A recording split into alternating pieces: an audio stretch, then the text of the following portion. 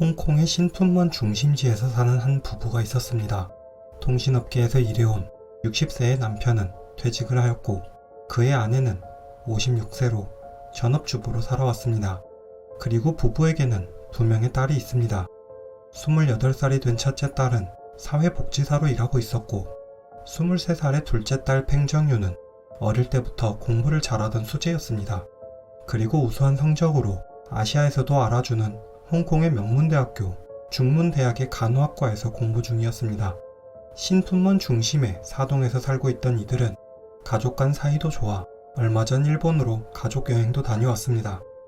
이러한 환경에서 팽정유가 대학교를 진학했던 해에는 충실한 대학 생활을 시작했습니다.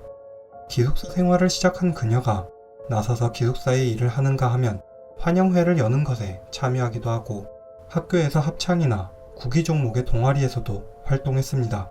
친구들과 좋은 관계를 이어가는 것도 잊지 않았죠. 팽정유의 인생은 집과 학교에서 모두 즐거워 보였습니다. 하지만 겉으로는 행복해 보였던 그녀에게 사실은 남들에게 말 못할 걱정이 있었습니다. 별일 아닌 것으로 보였던 그녀의 걱정은 그녀를 순식간에 다른 사람으로 만들어버립니다. 그 걱정의 이름은 습진이었습니다.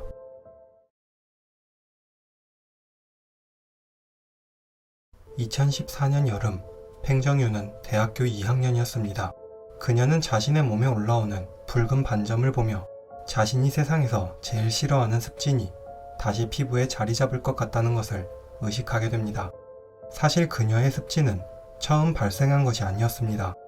단지 이미 꽤 오랫동안 발생하지 않으면서 습진에서 벗어난 것이라고 생각하고 있던 것이었습니다.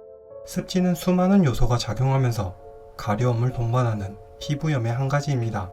피부가 가렵고 붉게 부어오르고 수포를 동반하기도 합니다. 가벼운 습진과는 달리 심한 습진으로 발전할 경우 움직이기만 해도 피부가 갈라지는 말 못할 고통을 경험하는 사람들이 많습니다. 일상생활에 영향을 줄 뿐만 아니라 외모에도 영향을 주며 환자들은 육체적으로나 정신적으로도 강한 스트레스를 동반하게 됩니다. 팽정유에게 처음으로 습진이라는 피부병이 발병한 것은 고등학교 1학년 때였습니다. 그리고 그녀는 자신의 피부를 보며 엄마에게 도움을 요청했습니다. 병원으로 찾아가 의사에게 직접 진료를 받고 싶다며 말이었죠. 하지만 엄마는 습진은 일반 피부병에 불과하다고 생각하고 있었습니다. 시간이 지나면 금방 다시 회복할 것이라며 말이었죠. 엄마의 말과는 달리 습진은 호전되지 않았을 뿐 아니라 습진이 생기고 사라지는 것을 계속해서 반복했습니다. 다행히도 고등학교를 졸업하며 상태는 많이 호전되었고 행복한 대학 생활을 처음에는 보낼 수 있었습니다. 하지만 행복했던 시간은 오래 유지되지 못했고 습진이 다시 그녀의 피부에 생기기 시작합니다. 그녀가 병원을 찾아 검사를 받았을 때는 습진의 상태가 많이 악화되어 현재의 약으로는 그녀의 상태를 호전시킬 수 없다는 말을 듣습니다. 그리고 의사의 말은 팽정유의 머릿속에서 맴돌며 고등학생 시절 병원을 가고 싶어 했던 자신을 떠오르게 만듭니다. 엄마는 습진을 대수롭지 않게 생각하였고 그런 엄마 때문에 습진을 치료할 수 있었던 적절한 시기를 놓친 것이라고 생각하기 시작합니다. 피부는 좀처럼 호전될 기미가 보이지 않았습니다. 학교에서 친구를 만나는 것이 싫어졌고 학교를 가지 않는 것은 일상이 되어버립니다. 수업을 따라가지 못하게 된 것뿐 아니라 불편한 몸의 상태까지 여러 가지 요소가 스트레스로 작용합니다. 2015년 1월, 오랫동안 홀로 고민한 끝에 학교를 자퇴하기로 결정합니다. 그리고 자퇴 처리를 진행하면서 가족들에게는 비밀로 합니다. 학교는 여전히 다니고 있는 것처럼 속이고 있었으나 실제로는 일자리를 구하고 있었습니다. 하지만 피부를 호전시킬 약이 없었던 팽정유는 일자리를 찾는 것도 쉽지 않았습니다.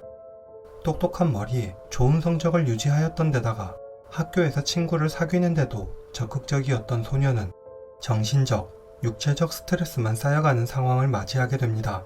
현재의 심리적 스트레스를 털어놓을 곳이 없던 그녀는 SNS를 통해서 마음속에 있던 말을 털어놓습니다. 습진을 가지고 있는 사람의 아이가 가난한 집안의 아이보다 더 불행하다는 것이며 가난은 자신의 노력으로 극복이 가능하지만 습지는 그렇지 않다는 내용이었습니다. 인터넷을 통해 자신의 습지는 엄마가 물려준 것이었으며 현재 자신은 몸을 조금만 움직여도 온몸에 상처가 벌어진다고 호소했습니다. 인터넷에서 글이라도 적으며 자신의 상태를 누군가가 읽어주고 그 고통을 동감해주기를 바라면서 말이었죠. 3년이 지난 2018년 6월 16일 아버지의 날을 앞두고 팽정유의 가족과 친척들은 다음날 저녁 식사 약속을 잡았습니다. 팽씨 집안의 큰딸은 중국 내륙에서 직장을 다녀 참석할 수 없었지만 팽정유와 부모님 3명이 저녁 약속에 참석하기로 합니다. 아버지의 날 당일이 되어 친척들은 갑작스레 메시지를 받습니다. 팽씨 집안에 갑자기 일이 생겨 저녁 약속에 갈 수 없다는 내용의 문자였습니다. 지금까지 한 번도 이런 식으로 통보하며 약속 장소에 나오지 않은 적이 없던 그들이었기에 친척들은 무슨 일이냐고 물었습니다. 메시지의 대답은 돌아오지 않았습니다. 그리고 친척들의 연락은 중국 내륙에서 일하고 있던 큰딸에게로 이어집니다. 큰딸이 집으로 찾아가 보는 것이 좋을 것 같다고 말을 꺼내며 평소 예비 열쇠를 가지고 있던 친척들이 집으로 직접 찾아갑니다. 오후 3시 집으로 찾아간 친척은 열쇠로 집의 문을 열 수 없다는 것을 발견합니다. 안쪽에서 문을 잠궜기 때문에 열 수 없는 것이었습니다.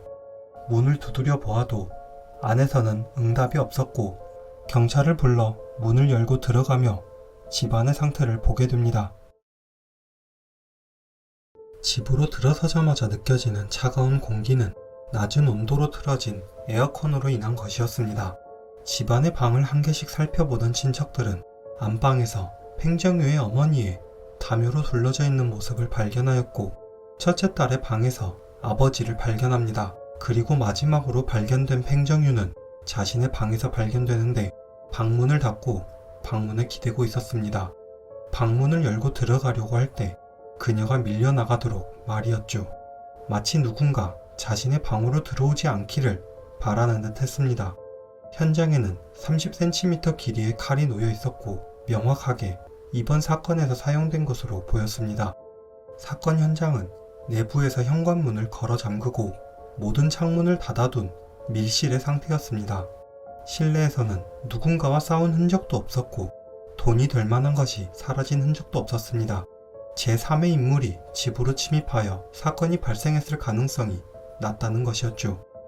경찰에서 진행된 부검 결과 그들은 숨을 멎은 지 채 24시간이 되지 않았었습니다. 3명의 사인을 조사하던 경찰은 팽정유의 사인만 부모님과 다르다는 것을 발견합니다. 도상으로 인한 사인과 달리 팽정유는 일산화탄소로 인한 질식이 원인이었습니다. 그리고 현장에서 발견된 유서는 필적 대조 결과 팽정유가 직접 작성한 것으로 확인됩니다. 오랫동안 고통받아온 습진에 대한 이야기가 대부분이었으며 자신의 고통을 이해해 주기를 바란다는 내용이었지만 자신이 부모님에게 한 행동의 이유에 대해서는 자세히 적지 않았습니다.